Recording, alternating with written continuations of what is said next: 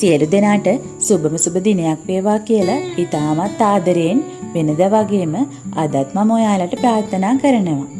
අද මම මගේ වීඩියෝ එක හරහා ඕගොල්ලන්ට අරගෙන ඉන්න බලාපොරොත්තු වෙලා තියෙන්නේ ඕගොල්ලෝ කිසිම දවසක නොහිතපු පුංචි දෙයකින් නිවසේ අයගේ අය වැඩි කරලා වැය අඩු කරගෙන මුදල් ඉතුරුම් වැඩි කරලා නිවසේ සියලු දෙනාගේම සාමය සතුට සමගිය වැඩි කරගෙන ලෙඩ රෝග අඩු වෙලා ණයතුරුස්වලින් බේරිලා ණය හිමියන්ගෙන් බේරිලා ඉන්නේ කොහොමද කියලා කතා කරන්න. සරලවම කියනවා නම් නිවසට ශාස්ත්‍රීයත්වයේ කොහොමද ළඟා කරගන්නේ කියලා කතා කරන්න. හැමදාමත් මගේ වීඩියෝ එක එකතු වෙලා ඉන්න ඕගොල්ලෝ දන්නවා නිවසින් මුළු තැන් ගෙයින් එහෙමත් නැත්නම් පොඩි ආයාසයක් දරලා හරි පොඩි මුදලක් දරලා හරි කොහොමද ඕගොල්ලෝගේ ජීවිතය සාර්ථක කරගන්නේ කියලා තමයි මම හැමදාමත් කතා කරන්නේ. ඔන්න ඒ වගේ තවත් වීඩියෝ එකකින් තමයි අද ඔයා අපිත් එක්ක එකතු වෙලා ඉන්නේ. මීට පෙරත් මම ඕගොල්ලන්ට කතා කරලා තියෙනවා සුරතල් සතුන් නැති කිරීම කියලා කියන්නේ සියලු දෙනාටම ධනාකර්ෂණය මුදල් වාසනාව වැඩි කරන ක්‍රමයක් කියලා. මගේ මාළු ටැංකිය වීඩියෝ එක හරහාත් ඒ පිළිබඳ ඕගොල්ලෝ එක්ක මම කතා කරලායි තියෙන්නේ.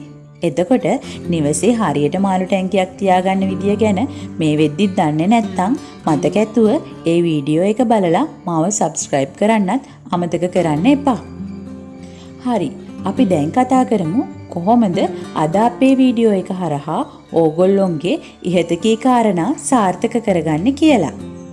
මම අද කතා කරන්නේ කුරුල්ලොන්ට කෑම දාන ලෑල්ලක් කොහොමද හරියට කරන්න කියලා. ඒකෙන් නිවසේ අයගේ සාමය සතුට සමගිය වැඩි කරලා මුදල් වැඩි කරලා සියලු දෙනාගම ලෙඩ රෝග අඩු කරගෙන නිවසට ශාස්ත්‍රීයත්වය ගේන්නේ කියලා. මේ වෙද්දිත් ඔයාලයි ගෙදර කුරුල්ලුන්ට කෑම දාන කුරුළු කෑම ලෑල්ලක් තියනවා වෙන්න පුළුවන්. ඒ වුණාට ඔයා තාමත් දන්නේ නැතුව ඇති ඒකෙන් නොහිතපු ප්‍රතිඵල ළඟා කරගන්නේ කොහොමද කියලා. එහෙමත් නැත්නම් නොහිතන වාසනාවන්ත ප්‍රතිඵල ගන්න කුරුළු ලෑල්ලක් හරියට හදාගන්නේ කොහොමද කියලා අපි අද කතා කරමු. මේකෙදි කරන්න තියෙන්නේ ඕගොල්ලොන්ගේ ගෙදර සිසිල්ම ස්ථානයක් වෙන ගහක් යටක් තෝරගන්න. මේ වෙද්දිත් එතෙන්ට කුරුල්ලෝ එනවා වෙන්න පුළුවන්. එහෙම නැත්නම් අපි කුරුල්ල ලෑල්ල හැදුවට පස්සේ නොවැරදීම එතෙන්ට කුරුල්ලෝ එනවා නොඅනුමානයි. කරන්න තියෙන්නේ සිසිල් ගහක් යට තෝරගෙන ඒ අදාළ ස්ථානයේ ගහ ළඟ කුරුළු ලෑල්ලක් හදාගන්න ඕනි වෙනවා. ඊට පස්සේදී හරියට කෑම දාන්නේ කොහොමද කියලා අපි බලමු. ඕගොල්ලොන්ගේ ගෙදර බුද්ධ පූජාව හෝ දෙවියන්ට උදේම පූජාව තියෙනවා නම් ඒක බෙදලා ඉවරුණාට පස්සේදී බත් මිටක් අරගෙන කුරුළු ලෑල්ලට දාන්න ඕනි. ඒ දාන ගමන් උදෑසන ප්‍රාර්ථනා කරන්න මගේ නිවසේ අයගේ අය වැඩි කරලා වැය අඩු කරලා මුදල් ඉදිරිම් වැඩි කරගෙන සියලු දෙනාගේම සාමය සතුට සමගිය වැඩි වෙන්න කියලා. ලෙඩ රෝග අඩු වෙලා ණයතුරුස් අඩු වෙලා නිවසට ශාස්ත්‍රීයත්වය උදා වෙන්න කියලා. මෙහෙම දැම්ම විතරක් මදි. ඕගොල්ලෝ කෑම දැම්මට පස්සේදී හවස් වෙද්දී අදාළ ස්ථානයේ කෑම ඉතුරු වෙලා තියෙනවා නම් ඒ ටික පිරිසිදු කරන්නත් අමතක කරන්න එපා. බොහෝ නිවෙස්වල මම දැකලා තියෙනවා කෑම ලෑල්ලක් තිබුණට එතන පිරිසිදු කරන්නේ නැහැ. පිරුණු බත් එකේ ඉතිරිලා බත් හේදිලා ගිහිල්ලා බත් පුස් කාලා ඊටමත් අපිරිසිදු වෙලයි තියෙන්නේ.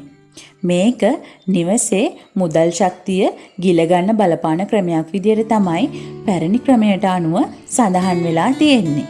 ඉතින් ඒක නිසා අදාළ ස්ථානය හොඳින් පිරිසිදු කරන්නත් සවසට අමතක කරන්න එපා.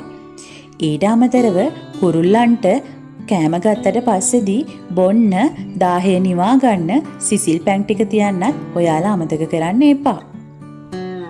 අවසාන වශයෙන් කියනවා නම් ඕගොල්ලොන්ගේ ණයතුරස් වැඩි වෙලා නම් ණය හිමියෝ පස්සෙන් එනවා නම් කුරුල්ලෙක් නිදහස් කරෝතින් ඔයාට ඒයින් මග අරගන්නත් පුළුවන්.